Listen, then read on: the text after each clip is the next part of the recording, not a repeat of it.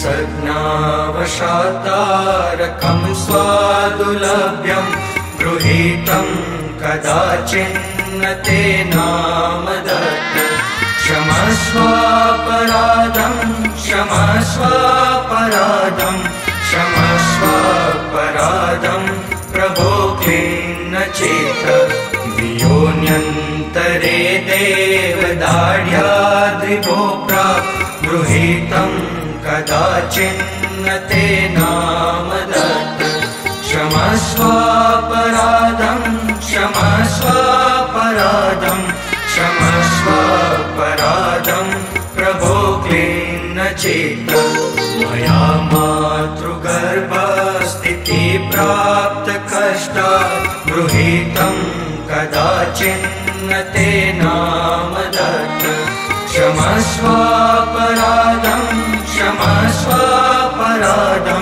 क्षमस्वापराधं प्रभो खिन्न चेत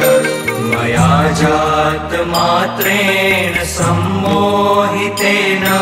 गृहीतं कदाचिन्न ते नाम दत्तं क्षमस्वापराधं क्षमस्वापराधं क्षमस्वापराधं प्रभो खिन्न चेत मया क्रीडनासक्तचित्तेन बाल्ये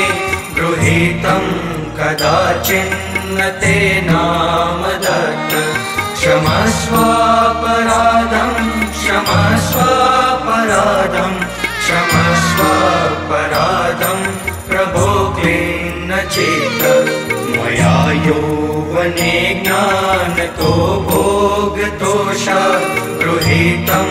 कदाचिन्न ते नाम दत्तं क्षमस्वापराधं क्षमस्वापराधं क्षमस्वापराधं प्रभो खिन्न चेत मया स्थाविरेणेन सर्वेन्द्रियेण गृहीतं कदाचिन्न ते नाम दत्तं क्षमस्वापराधं क्षमस्वापराधं क्षमस्वापराधं प्रभो खिन्न चेत ऋषिकेशमेवां मनः कायजातं हरे ज्ञानतो विश्वसाक्षी क्षमस्वापराधं क्षमस्वापराधं क्षमस्वापराधं प्रभो खिन्न चेत स्तुतोद्यात आवाहितोऽस्यर्चितो वा न गीतं स्तुतो वन्दितो वा न जप्तं क्षमस्वापराधं